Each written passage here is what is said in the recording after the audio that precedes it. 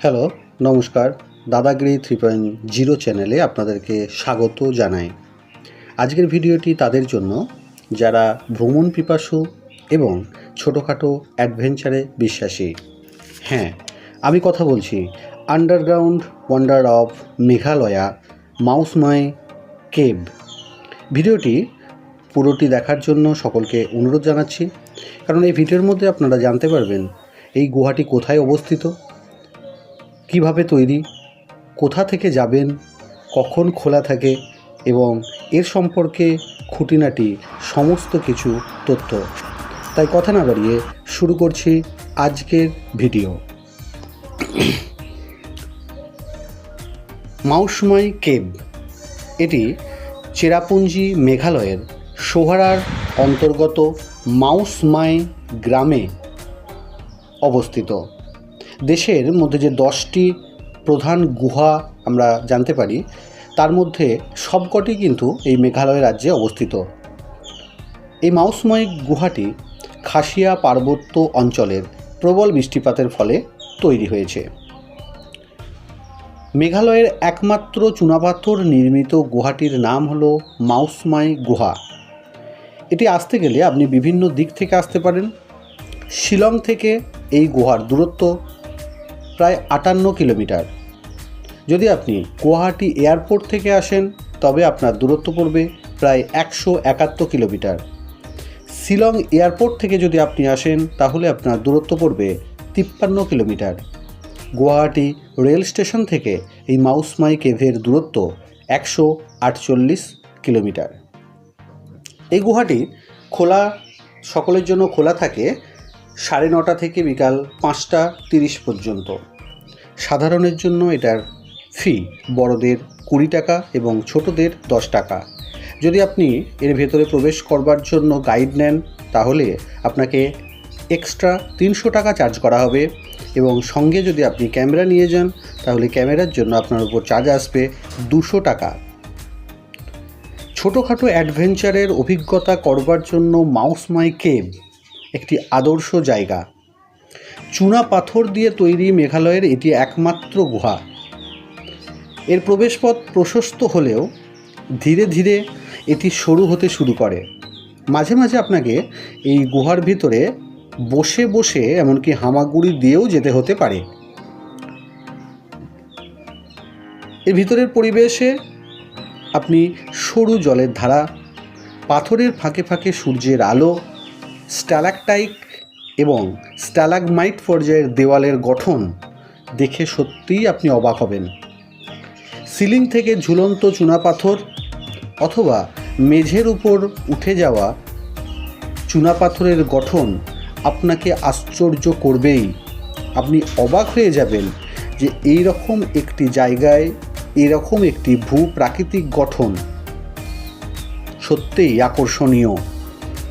সারা বছর পর্যটকদের জন্য এই গুহা খোলা থাকলেও নভেম্বর থেকে ফেব্রুয়ারি এটা পরিদর্শনের সর্বশ্রেষ্ঠ সময়।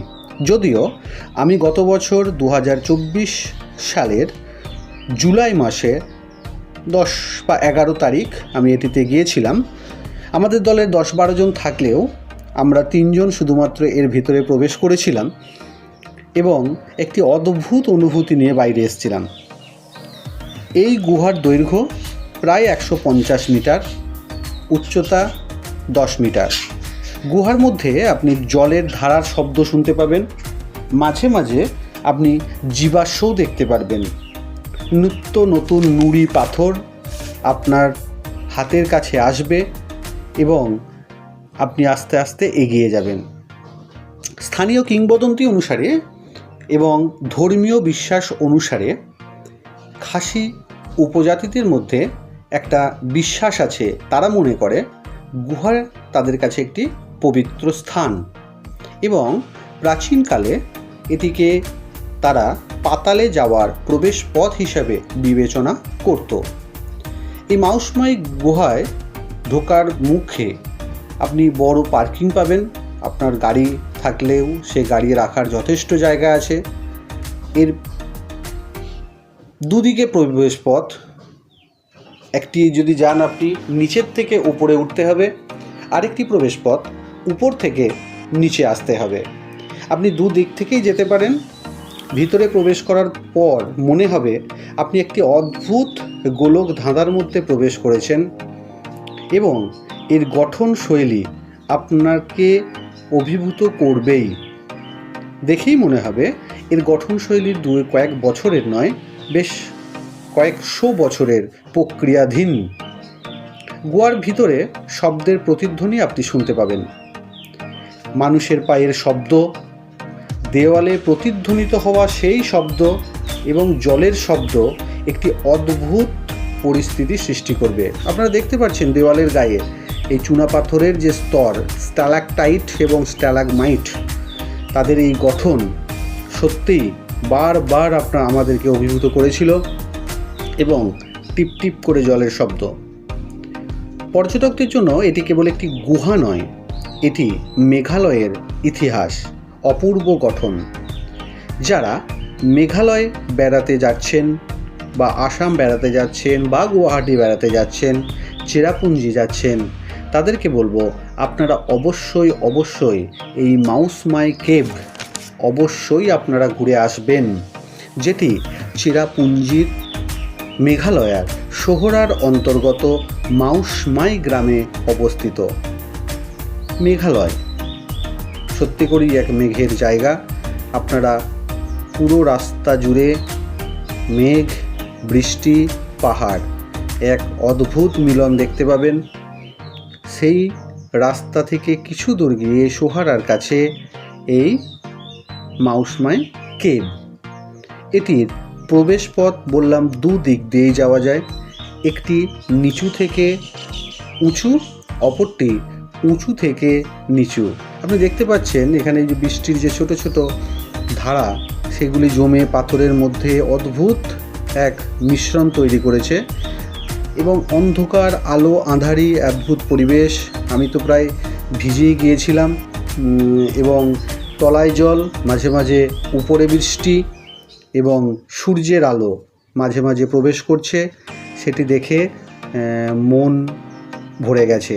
এই তো আমি আস্তে আস্তে আমরা ঢুকেছিলাম নিচের দিক থেকে উপরের দিকে আমরা উপর দিয়ে বেরোলাম।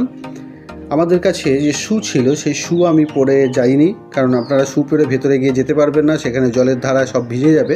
আমি খালি পায়েই গিয়েছিলাম, কিন্তু একটু সাবধানতা প্রত্যেকেই অবলম্বন করে যেতে হবে।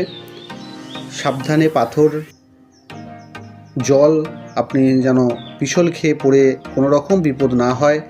এবং ভিতরে মাঝে মাঝে অন্ধকার, সরু অংশ, আপনাকে বসে বসেও যেতে হতে পারে। তাই মানসিকভাবে প্রস্তুত হয়ে তবেই আপনি এটির মধ্যে প্রবেশ করবেন। ভিডিওটি প্রথম থেকে শেষ পর্যন্ত দেখার জন্য আমার সকল বন্ধুদেরকে ধন্যবাদ জানাই। ভালো লাগলে লাইক করবেন, কমেন্ট করবেন, শেয়ার করবেন এবং সাবস্ক্রাইব করে বেল আইকনটি অন করে রাখবেন, যাতে আমার এই চ্যানেলের সমস্ত রকমের ভিডিও আপনাদের কাছে সবার আগে, সবার প্রথমে পৌঁছে যায়। দাদাগিরি 3.0 এই চ্যানেলের পক্ষ থেকে আপনাদের সকলকে জানাই শুভেচ্ছা, অভিনন্দন এবং ভালোবাসা। ভালো থাকবেন, ভালো রাখবেন।